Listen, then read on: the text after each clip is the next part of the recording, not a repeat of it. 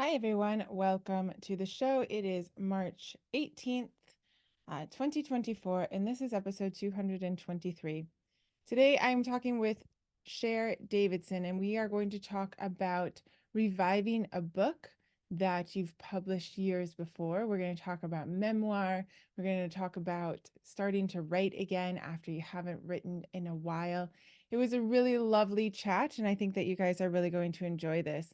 I want you to especially think about the fact that our books are not sort of a one and done thing at all.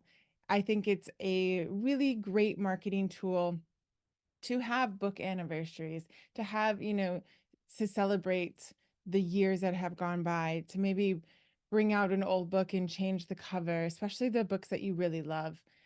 So as you listen to this, think about maybe the books that you have in your back catalog, the ones that you really love, the ones that you wish more readers would find, and think about bringing that out.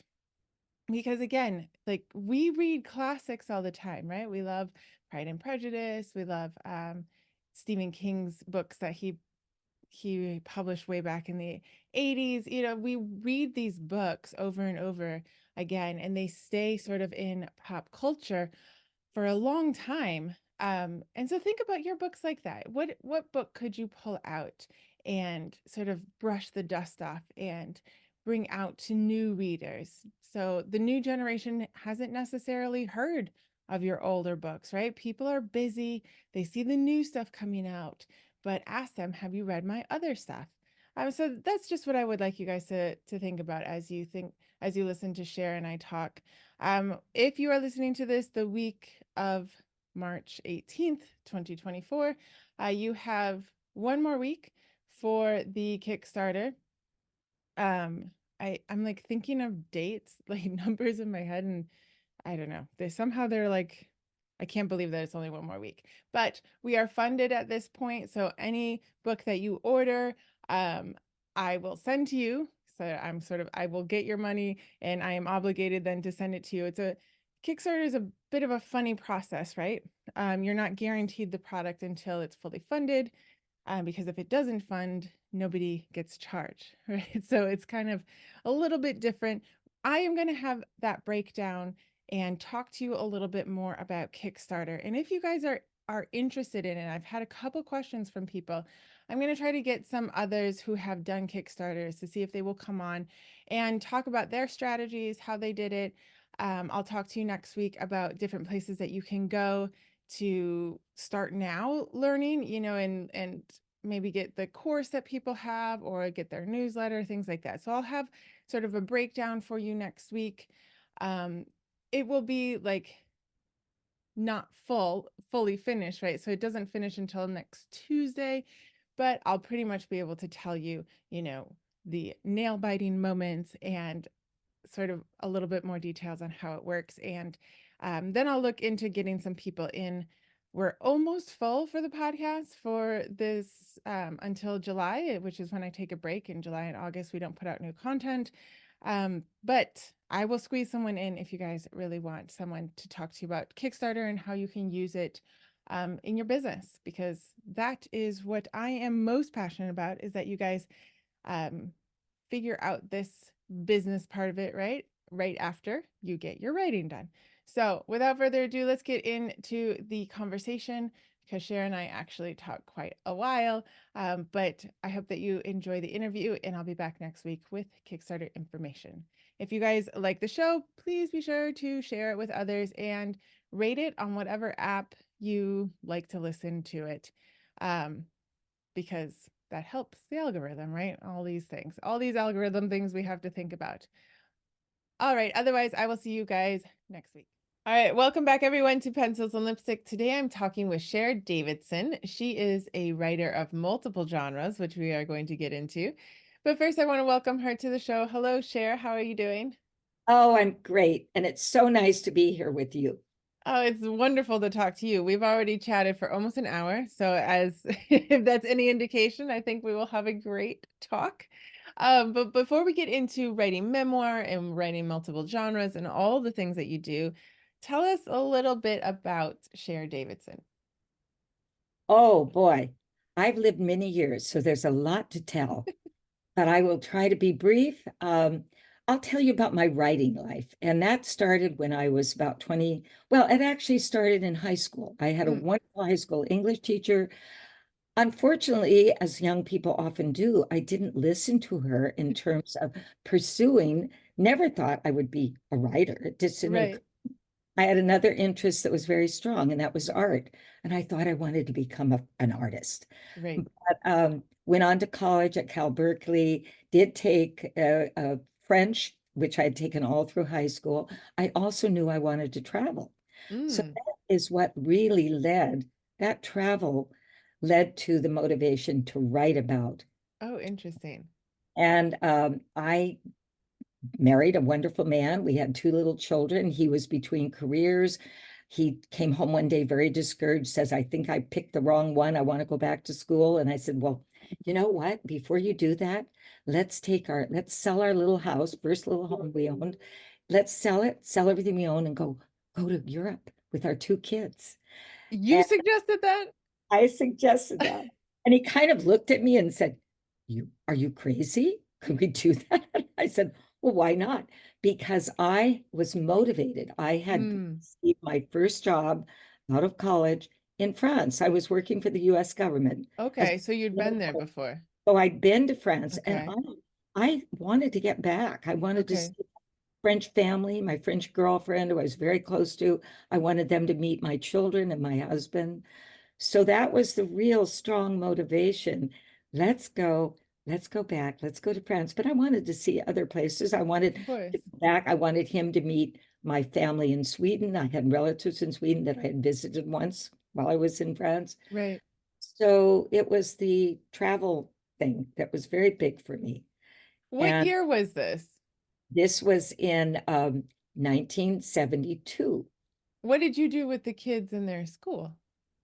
They weren't going to school yet. They were Oh, they three were and that little. they were 3.5 and 5. Nice. And I often say to people, my older one does remember a lot, the Hmm. 5-year-old, 5.5. The 3.5-year-old says, I think I only remember it because we've talked about it so much. Okay, okay. Yeah. So it might be like 7 and 5 might be a better age, but still, I mean, kudos to you as the mom because we all know as mothers, most of that planning and settling and acclimating is going to fall on your shoulders pretty much, right?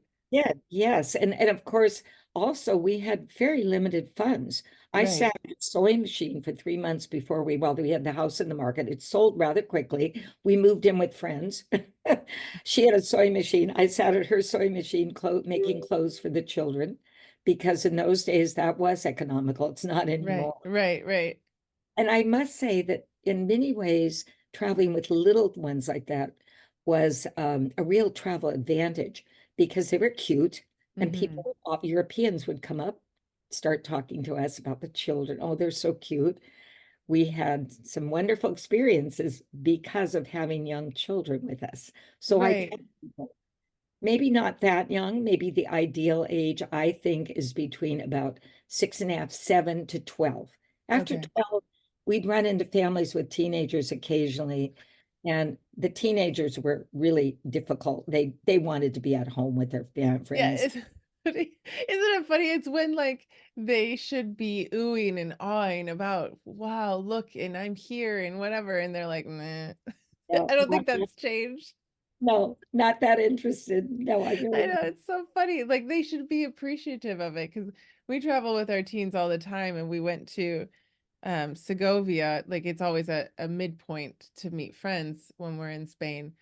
oh, And it's an Segovia has the ancient Roman aqueducts aqueduct. still all Oh, around the city. It's an amazing feat. It's, it you is. know, almost 2000 years old. It's pretty crazy. And it's one of the last places where the Romans had to like surround those stubborn Spaniards and starve them out like, to conquer them. They're very stubborn. So it's a great historical place. And they were chatting with their friends because we only meet these friends every, few years. And my husband was frustrated. And I was like, oh, look at it this way. At least they're talking to their friends and they're not on their cell phones. But like, yeah. Oh yeah, yeah, I see the aqueduct. Yeah, yeah, it's no big deal. It's like Yeah. it, it's a huge deal. They just don't get it. It's fine. It's fine. They'll get it someday. So, so you're going over there in the 1970s. I would assume this isn't, I mean, I don't know that it's very common these days, but it's probably more common these days than back then. Or am I wrong? Like moving to another country Oh, with it kids. was very uncommon. There were Okay. people that thought we were crazy. Fortunately, our families were very supportive. Okay. And another motivation was that my husband's father died at 53 and Mm, he had just died about the same time and had always wanted, he was Irish and he'd always wanted to go back to his homeland. right. And that was another thing. We said, let's do it now. We Yeah. never, Yeah. and we didn't have very much money. So Right. we knew we'd have to camp. So that was where we bought the You Volkswagen can't. van. That is why my book is called Europe with Two Kids in a Van. In a van. We lived on $10 a day then. Did I you go with the idea of writing a book? No, no, No. not at all. No. You It went was- for the adventure. we went for the adventure. Yeah. So I wasn't thinking of writing a book. It was when I got back and I had sent tapes to my family because they wanted to keep hearing the children. Those were the days, Right. There's no email, right? yeah, no email. So, they'd get 3 weeks later, they'd get a little tape. We'd What a recorded the good children's idea. voices. And my dad was so intrigued by the things that I would say on these tapes and Yeah. his grandchild. And my dad had an old upright typewriter, and he said, "Honey, write the book." Oh, wow. And I thought, here, I've always loved to write. Oh, why not? Yeah. Okay, no, pourquoi pas? Yeah. Well, but we were struggling financially. We moved to a very tiny little rural town that was very well known for artists. See, I was the Okay. art person. And when my children were little, I used to work in my garage making jewelry. I had Okay. started making a metal. I'd taken a metalsmith class and I was making this jewelry, and my neighbors would buy the jewelry from me. And so my husband wanted to go back to graduate school, and we moved to Mm. a very beautiful little town near a major university in Northern California, Humboldt County. Anybody listening will know about this. And the town is called Ferndale. A lot of artists were moving there, a lot of Okay. hippie artists. Yes. We were also very anti-Vietnam. You have to realize that was another Oh, motivation okay. for the trip. We were very upset with what was going on in the country, and we wanted to explore and, kind of think about what was happening and get Right. perspectives on that. So when he gave me that idea, I opened up a little jewelry store in that town, rented an old barber shop for $40 a month, started a little jewelry store, and I'd come home at the end of a long day working at my jeweler's bench and sit at the typewriter and stay up till 3 and 4 in the morning typing this book out. Oh my goodness. I had no idea once I got pretty far into it how I would get it published. I went to my little local library and she handed me a big book called The Publisher's Digest. Yes. I looked through that and I found publishers that were interested in travel books mostly. Right. I started sending off, I didn't know the word query letter in those days. I just sent a letter with a little Right. with a little bit of the book. And in 6 weeks I had a publisher. Oh, wow.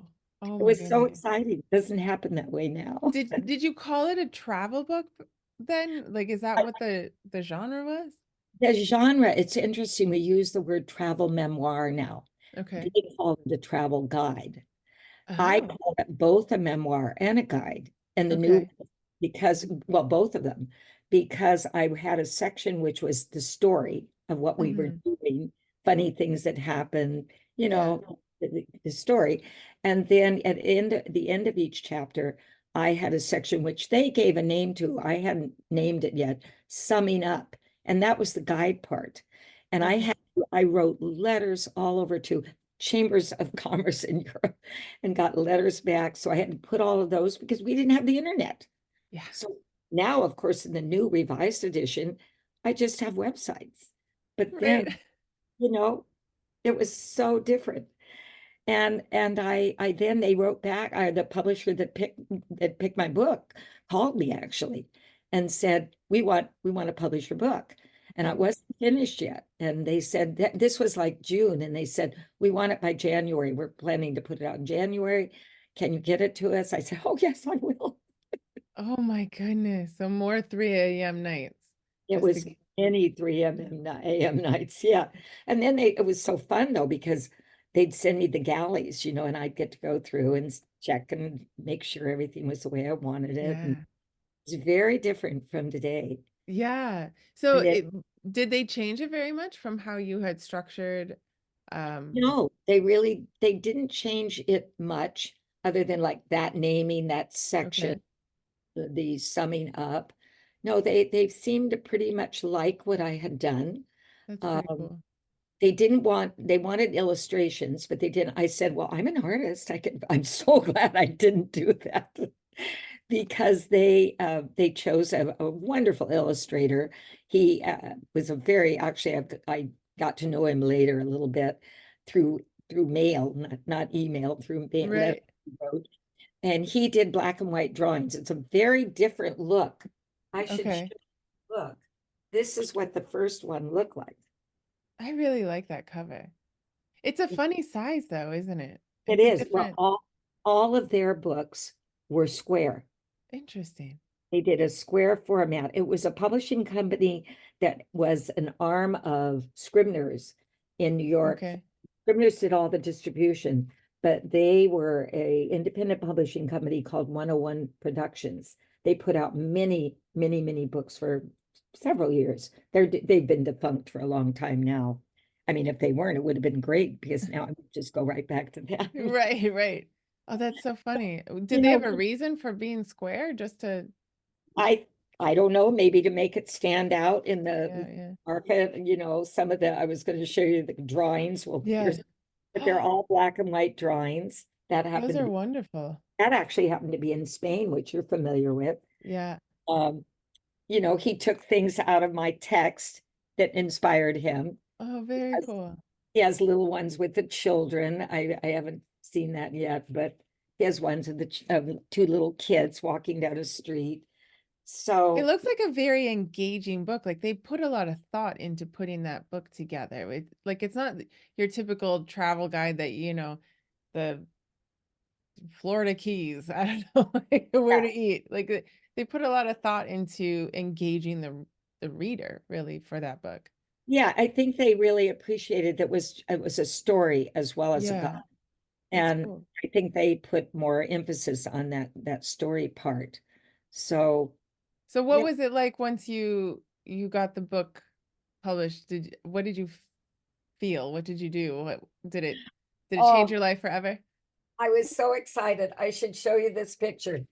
This is me in those days. With And the printed book? they had just sent me, I got the box of books. That's And so cool. That's look, so exciting. I look kind of dazed, don't I? Yeah, you do. Like, I think I was dazed. I couldn't believe it, And my little town newspaper, I got a headline in the, ooh. the town newspaper, local writes this book, da, da, da. It was very fun. And, then I was so busy raising two children and working, and we were struggling financially while my husband went back to graduate school. So I didn't think I could write again. I was busy running a jewelry business, which became quite a success actually, Okay. and helped support the family. So that took your focus. Like That you took had a all book and it was like moving on, feeding done that, children. been there. Well, and that I think in the back of my mind, I liked writing, so I think I thought of it, but it was really much later that I really Mm. picked up writing again, which was Yeah, because your next book came out when? 214. So it was like 30, 2015. that was at 39. I figured I did the math one day. I can't remember, 37 years or something. But I actually started writing that 214 novel around oh, let's see, what was it? 2010. So it took me about Okay. 5 years to get that novel really off the ground and done. But it's a And novel. It's it's not a a novel. memoir. It's a What novel. what made you switch genres? What made you start writing that book and I and had a not as a story. memoir? I had in the meantime, we had moved to Mexico. Oh, Uh, wow. we had done some work, humanitarian aid work in Nicaragua during the war. Okay. Okay. And then we had done some work in El Salvador. I was very involved in El Salvador with a program in a very tiny, very, very poor village. Mm, Actually, I was teaching art to young children who basically never even had a pencil to their name. They were so poor. And I was very moved by the people in Central America and Mexico. And I started this story, just kind of came to me about an American woman mm-hmm. who goes there as I was going there to those countries. And the story kind of grabbed me. And Yeah. so when I'd have free time, I would just sit down at my computer then, not a typewriter, Yes. tap out some pages. And I just kind of went with it. I shared it with a few other people, and they said, "Oh, this is good. You ought to continue this." I always call it a love story wrapped around the issue of immigration, Okay. which Okay. is a continuing issue. So, yeah, that was Under the Salvadoran Sun. So And that's fiction, but it sounds like it was drawn a lot from your experiences some being of it there. was drawn from my experience, yes. Some of it Mm-hmm. was like the helping people. The main character, Angela, who's from Seattle, Washington, she's a sculptor, by the way. Mm-hmm. So, some of my art background came in there. Right. Um, and that definitely was an influence. I mean, our trip, I didn't include exact Right. experiences, Right. Right. but I that was definitely part of it. Well, I'm sure like that experience helps you to write about cultures and people who are very different from how you've grown up in a much more compassionate and realistic and respectful way rather Yeah, than yeah. you've seen them, you've spoken to them, you've lived with them. Otherwise, we I've have done dirt. to I've lived Google. rooms with dirt floors, Right. watching rats go across the beam, Wow. and big banana spiders coming very close. Ah, That was in Nicaragua. Oh my goodness. We were living with a nurse. This is how she lived. We were helping in the hospital. And you were affected by those things. yeah. And Yeah. those provided me with a lot of fodder, a lot of material to write Right. about. I Right. could have written a nonfiction book, but for some reason, I really Hmm. wanted to write creatively. I really wanted to create a story, a new Yeah. story, you know? It was Yes. fun. It was really fun to do that. Yeah. It Sometimes had it's an easy. arc. Yeah, I was just gonna say it's easier to find that arc Yeah, because sometimes I've had experiences where I've um it's impactful, but you can't quite find the arc of what it impacted you other than inwardly you're just wide open. You feel different, but like a story in the end, it needs an yeah, arc more than yes. anything, right? So what genre would that be? Do you with all of our weird genres that we have these days and Yeah, all the there's so niching down? many. We go off and by these, you've got to pick What did Amazon decide that you were? Amazon, you've got to, oh, that is so complex, isn't it? Picking the right what do we call it now? I'm going blank for a minute. Um, the theme, we don't say theme though. What is it? I think what do they call it something other than genre? I Yeah, mean, they don't even this call it one's genre. called Under the Salvadoran Sun. That's probably what literary fiction, Literary. Yeah, I think I did. I think you hit the nail. I think I said literary fiction or women's fiction. I think I said women's fiction. probably women's fiction as well. Yeah. And and I later kind of regretted that because, Mm. oh, categories. That's what I was trying to Oh think. yes, yes, they say categories. And for so long you could pick three, then it was 10, now it's back to three, I I think. know they And keep it's messing with us. I'm always trying to explain to readers why those categories are so important, on Amazon at least, Yeah. because the way you get seen is where you rank in that category. And I didn't know Right. that. I was very naive when I did that novel in 214. And the people helping me were actually kind of naive too. So I Well, that called, was still the beginning, right? Like this is yeah, the ebook beginning. This is Amazon was still a baby, weirdly enough. we didn't even have an ebook. No, I didn't even have an ebook for that. Right, right. A lot of people thought like poo-pooed ebooks. The Yeah. big publishers were, so I mean, I did not want to be indie published. in 2012, 2013. Like, oh no, you still need a publisher. It took me years to be like, nah, I don't need a publisher. You're gonna do it. Right. That's right. And actually, I was and another big inspiration was living in Mexico in the town I lived in. It Okay. was quite famous for the Writers' Conference. That was the San Miguel de Allende Writers' Conference, annual Writers' Ah, still going. right. I went to the very first one. I think this year is the 21st or 22nd. Wow. And I met Erica Jong. She was the keynote speaker. And I walked into the room, little room, only about 200 people attended. Now 1,000 people attend. Right, right. I was early and she was there and she was setting out her books. And I was very shy and I didn't want to go up and approach her. She approached me and she said, "Why are you here?" And I said, "Well, I've written a book and I really want to continue it. I'm just finishing it now." And she picked up her book, Sappho's Leap, which is a very interesting book, and quickly wrote her name on the front of it and handed it to me. And she said, "Here, take the leap, right Oh, now." that's really It was nice. really a moment I will always remember. Yeah, It hit me that I can do this. yeah, She's telling me, do it. yeah. How do I do it? So So was it a big leap to go from jewelry artist to writer? Like what do you see it?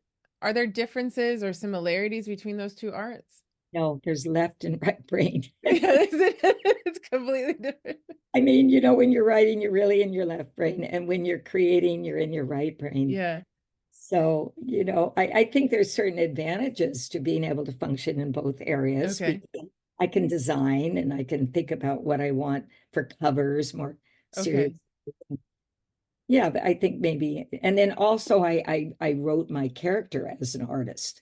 Right. She's I mean, she's a sculptor, and so and you that can give details to that. Yeah. I can use details. Yeah, Yeah.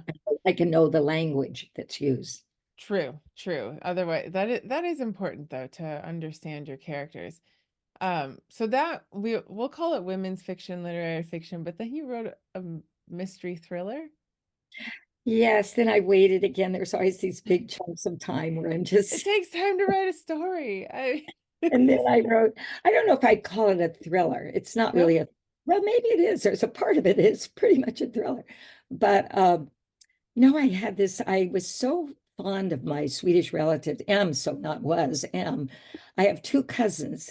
They have wonderful names, Torkel and Torleif. Their Oh, I love father that. named them after the Viking gods. Um, and they're delightful. And I have visited them now several times over my life. Okay. And I started getting over a dinner conversation one night with actually their father. So they're my third cousins, and their father was my second cousin. Boris was his name. We started talking about World War II.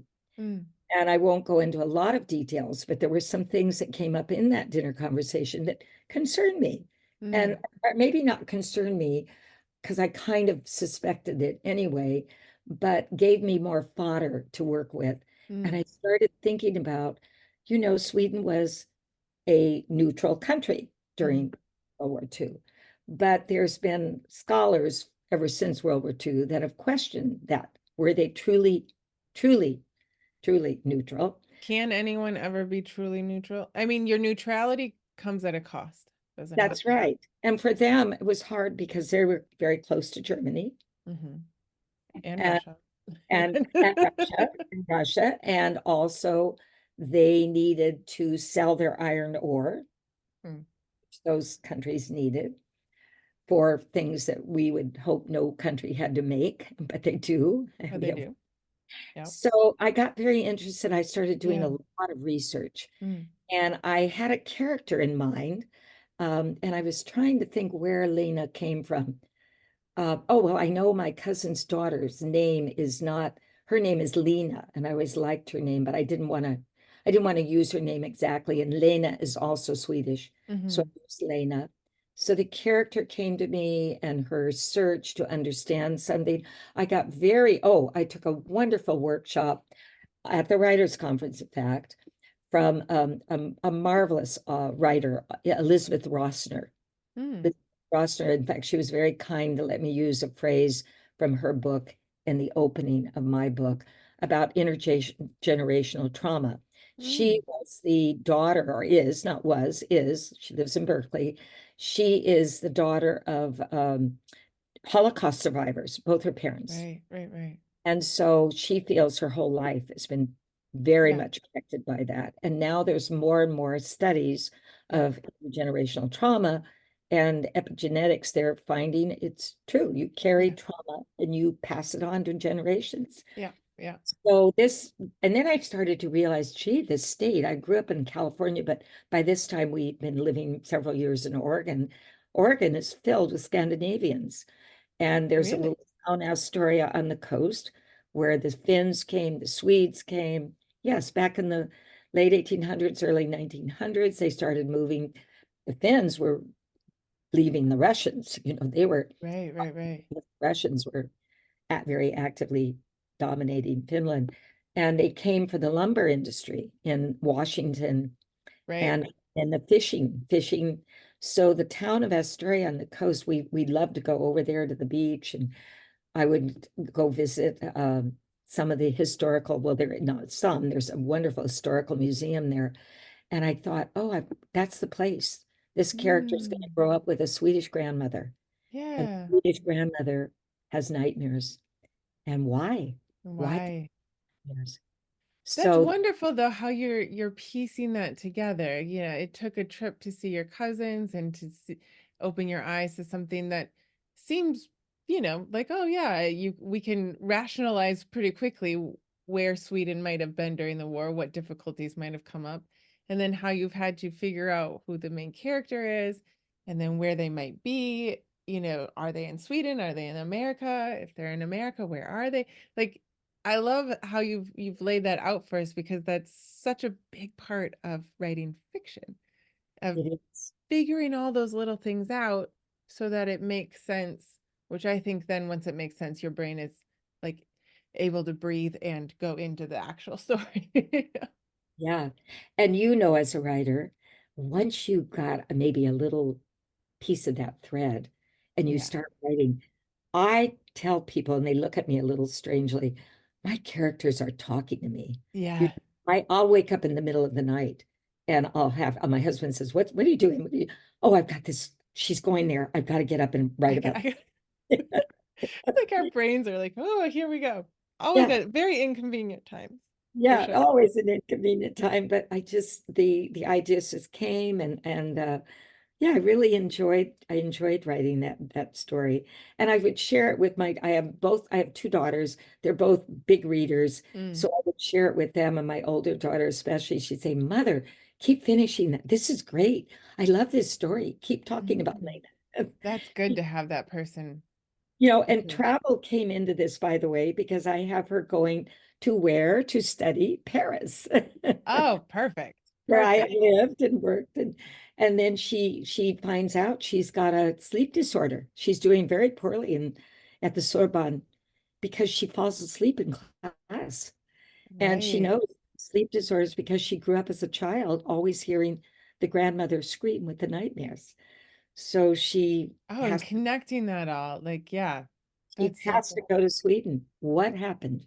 Yeah, I What? got to go figure this out so I can sleep. I mean, yeah, you're right, raising the stakes right there, right? And something Yeah, that yeah, something is about to be lost, right? So she's gonna lose her degree if she doesn't sleep. that's right. That's right. I love that. I love how that came about. So I do want to talk to you about um so you published your first one in 1972 and then um 2010 and then 2014, and I work with a lot of women in my book coaching. I work mostly with women over 50 because I think that lots of women over 50 and probably men too, all the men out there, I haven't forgotten you. I just, you got a niche.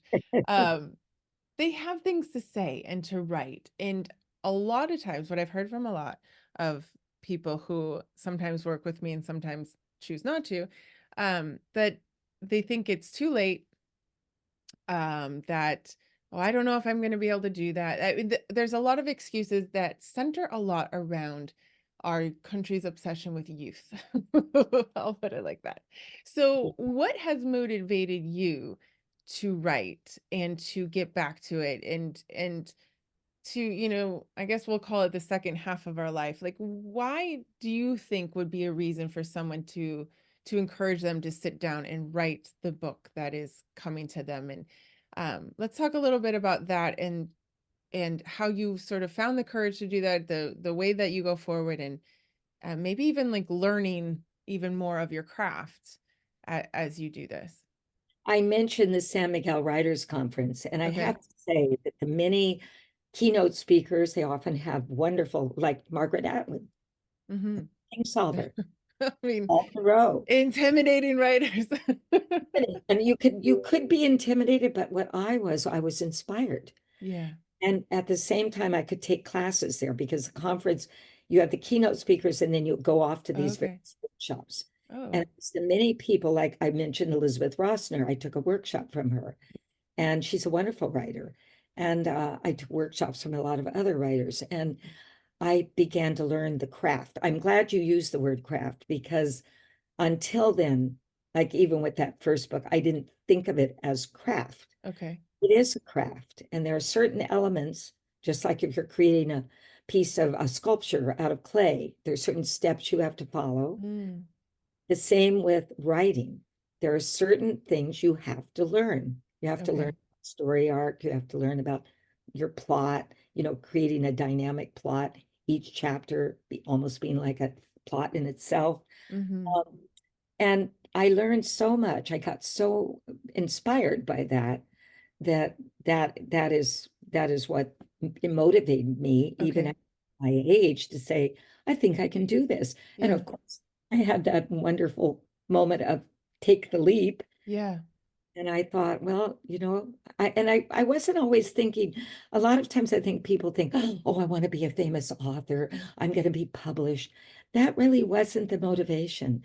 The motivation was the joy of writing down Hmm. a story, whether I published it or not, writing the story. It was speaking to me. I wanted to get it down.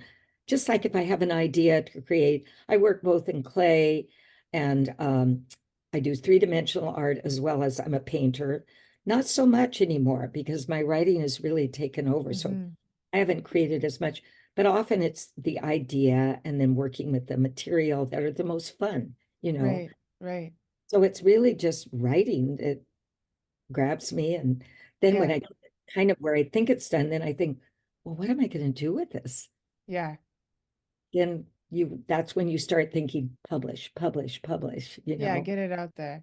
Get it. Do you think being among writers at that conference, like what was going to the conference just sort of a wit, like something you thought, well, if I want to write a story, I should go to this conference and see, or was it to meet other writers and see how possible it was, or in how much do you think is getting amongst other writers important to getting your work done? Very important. Okay. Yes. It was inspiring. Hmm. I was inspired by the people I heard speak, by the classes I took. Um, I had a little home there where it was large enough that I could offer, so I would often help at the conference and host Mm, who came. And that was nice. delightful. In fact, I had a couple of wonderful poets. I love poetry. I would love to say I'm a poet, but I'm probably not. But I do write a little poetry. Um, so I would have people stay. And I even had by the way, I even had a wonderful visitor and his family because I was the one person who was willing to accommodate his wife and 13-year-old. And we had enough, we had 3 bedrooms and we were able to accommodate that family. And he owns a big agency. He's an agent. Okay. I'm so silly. My husband said, "Why didn't you tell him you were a writer?" I didn't until the last night I had them. You didn't have to have them for meals, but I invited them for a Mm. special dinner. They were being picked up by a shuttle bus at 3 in the morning. Oh, So I said, I'm having this dinner for you and you can get to bed and sleep a little bit. And my husband kept saying, tell him, tell him. So over dinner, I said, oh, by the way, I do write too, and I have had one book published. And his eyes went like that, and he said, "Well, tell me about it." But we didn't have much time to talk, and Right. you know, I kept hoping maybe. I mean, he was very nice. We corresponded a few times, but he wasn't publishing the kind of thing I was Right. writing. And And isn't that part of this industry too that you have to sort of learn is like it takes more than one contact almost because what if if he publishes travel memoir and you're writing a literary women's fiction, yeah, it's yeah, not that it's not publishable, it's just that they're not the right person, right? And that's one of the things we got to learn. yeah, yeah. It's a hard thing at times. He's very nice. I actually wrote me about he wrote back about when I did Dark Secrets. What was that? It came out summer before last, and he did write a very nice note. I don't think he had read it, but he said, "Good for you, you did it." And Yeah, yeah. I also find going to conferences actually gets me out of that this weird thing in America, and I think it happens even in England, kind of the Western English speaking world, is like we really put on a pedestal people, the 30s under 30 or, the 20s under like the people in their 20s that have made it or whatever. And okay, which is great. That's all great for you. But when you go to the conference and you're amongst the writers, most of them are 50 and over. Like that's right. Yeah, like it kind of gets you out of that thought of like, I've missed the boat. Like you haven't missed any boat. no, There's no boat. And yeah, in fact, the life that you've lived that's so rich and engaging and the things that you've seen and experienced are actually going to make your stories richer, right? And I yes, wonder too if we have more patience for the craft, then we might have less arrogance too.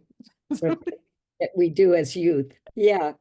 Yeah. Yeah, and I think it is true that the longer you've lived, you have more material that you Yeah. can draw from, that you can bring into whether your story is imaginary or if it's nonfiction. You have all that material of your life that Hmm. you draw from. Yeah. So Yeah. what would you tell people if they're thinking of starting to write or getting back to writing, or maybe they're switching genres? Is there, besides the conference, is there any craft book or craft workshop or something that maybe you've just learned and sort of internalized that you would encourage them to lean into maybe as they get back to writing their stories? If they can't go to writers' conferences, and most cities at least have Hmm. some form of a writers' con, get together with other writers, have a writing group, find people that want to write. Mm, And I think that's a number one. You need that feedback. In fact, on okay. the Salvadoran Sun, I had a writers group here in Portland. There were about 8 of us, and that was very helpful. Mm, I also took a wonderful workshop, local workshop from a local writer. So I think having other people kind of feeding you is very yeah. important. Yeah. I think people in the past 50 age group often think memoir. Mm, Rather than a fiction book, like okay. I with the fiction. And because they feel they begin to realize they had experiences in their life they'd like to share. And I think what they fail to do, though, is to take writing workshops because they may have the story, but it's how you put it together. A Oh, memoir good. is much like a novel. You Yeah. have to have, we talked about a story arc. You have to have something that creates that draws the reader in. Yes. Your just your own personal story. Oh, I lost my child when I was 25, my first baby, and that's a sad story, but Yeah. that's a story a lot of people have had. What makes it unique? Yeah. You have to say, what makes my story different from anyone else? And then Hmm.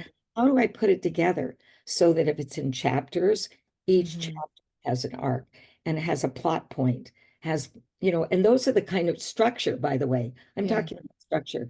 That was the hardest for me to learn, but I realized how important it was that you have Right. to learn structure. You can't just go writing. And then yesterday I did this because it's boring. Yeah. No to read that. You Yeah. have to, And that's not taught to us in our high school classes. And I have to say that that was probably the thing that took me the longest to learn, because nobody could really tell me what was wrong, but it was missing structure.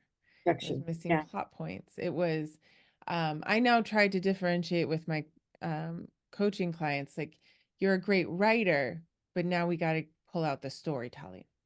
And Yes. because there is a difference, if you can spin a paragraph, that's great, and, conjure up details, and that's wonderful. But Yes. there needs to be a story, right? That's what's going to hook us and keep us reading that story. And we were talking about Boys in the Boats before we started recording, right? And just Yeah. how artistic that structure is, on how he put together that story. Because there's, if you think about his life, there's a lot that must not have gone into that book. Oh, A yes. lot of details. The life of the main character. Yeah. Yeah. One of Yeah. the ones. Yeah, they all had a story, but the author was very smart to focus a lot on that one and Right. really show so much that was happening in America at the time. Right. Yeah, I think it's a phenomenal Right. accomplishment. And I don't think, just like you've said, I don't think that that comes naturally. I think that's something you learn, right? You From learn. feedback, from maybe workshops. And I like that you brought up local workshops. I think almost every local area has a community college, a big library, central library, these, workshops that we might not notice, but they're much cheaper than going off to get your MFA. And you might be surprised about who you'll learn from and what you'll learn, Right. Yeah. You learn from your fellow writers too in a writing group. And Right. you get that feedback, and as long as you've set a kind of parameters with the group that we're going to all be honest, we're going to each read a chapter and decide Mm, and, talk about what works and what doesn't work.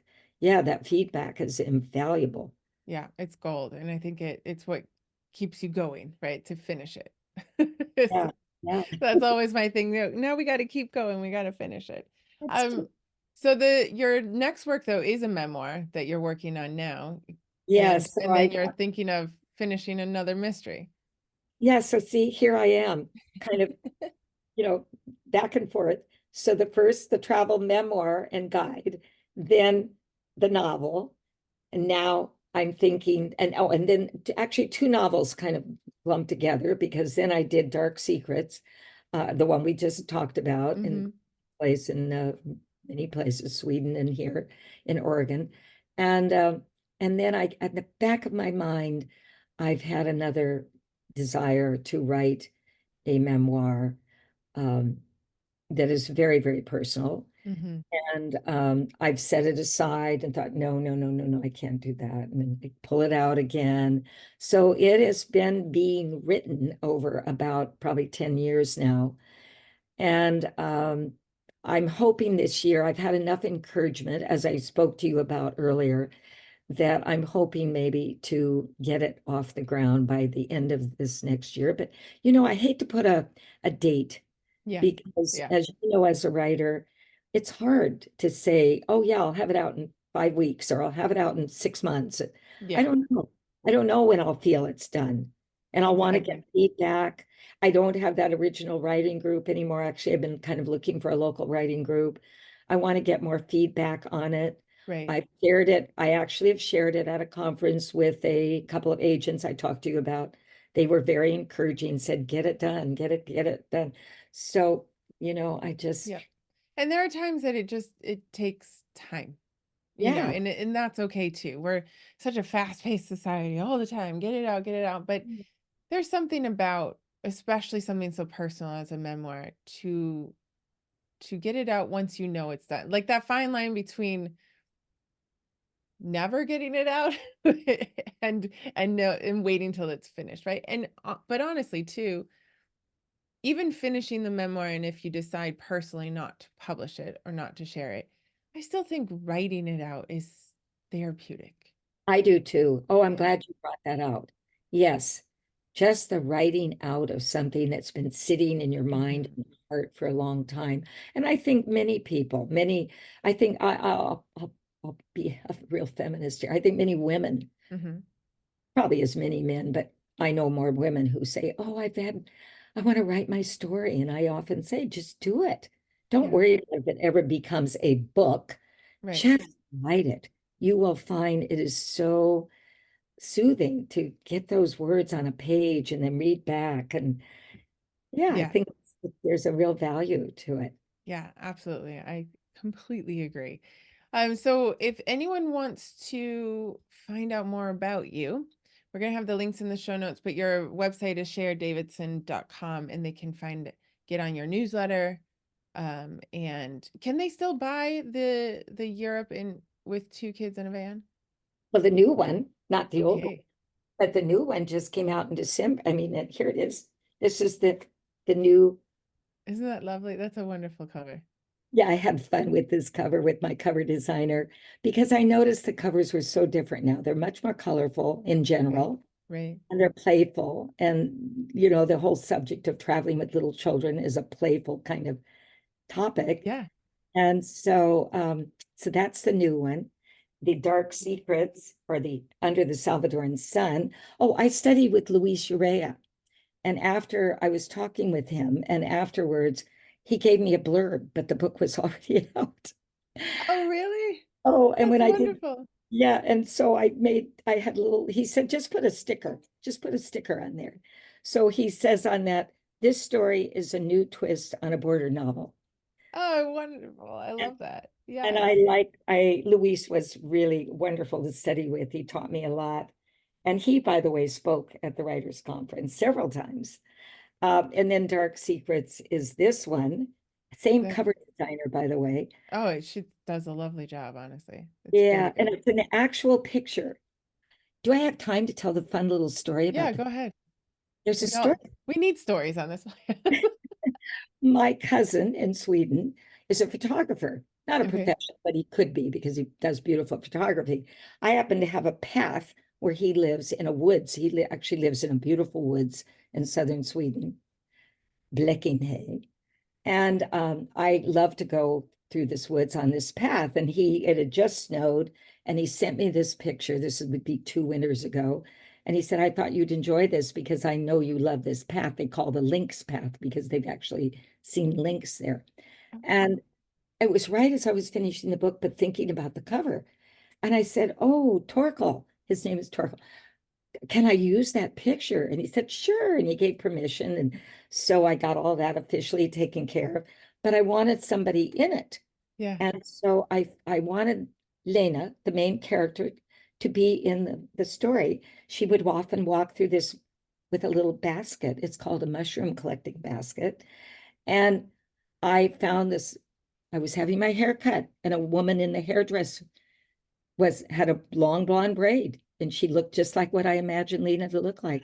Oh, And that's so I cool. said, would you be my model? Oh, she was just delighted. I said, you'll be on my cover of my book. And I said, I'd be glad to pay. Oh, no, no, no. I'm so excited to do this. So my husband and I got a green screen. We went down there one night when everything was closed and there was a nice big wall that we could photograph her. We did the photograph. I think I went to Goodwill to get the sweater Oh my goodness. Oh my and goodness. and I had the hat, and we photographed her. Well, we got it all finished, and our cover designer had already put her in there using Photoshop. And I said, "Oh, we forgot the basket." Yeah. So he said, "Don't worry, just set up a little place in your house against a wall, set up your green screen, put the basket on your arm, wear the same sweater, which I had, and have your husband take the picture, and I'll that is my arm. That is my arm in that. Oh my gosh, the amazing things you can do with Isn't Photoshop. that fun? I mean, that's technology today. Yeah. And I I mean, just, you can't even tell that no, I mean, yeah. that's amazing. It's Luckily, she and I were about the same size, and my arm was enough like hers. So that's the story behind that. oh, that's wonderful. I love that. Those are the fun- Yeah. How did Always we be on the start? lookout for someone who could model your cover. Yeah, always watch. Yeah, if you want a person, look for those models out Look there. for those photos. And I love how you ask. You just got to ask, right? Yeah. You got And to put yourself out there. she was so, well, I still am connected to her was when I go get my hair cut. We always laugh about it. And That's Yeah. wonderful. That's wonderful. Well, thank you so much, Cher, for coming on the show and talking to us about memoir writing and multiple genre writing and all the things that you have done in your life. Oh, it's been a joy talking to you, Kat, and I'm looking forward so much to reading your books. And it's just been delightful. Thank you so much for inviting me. Thank you.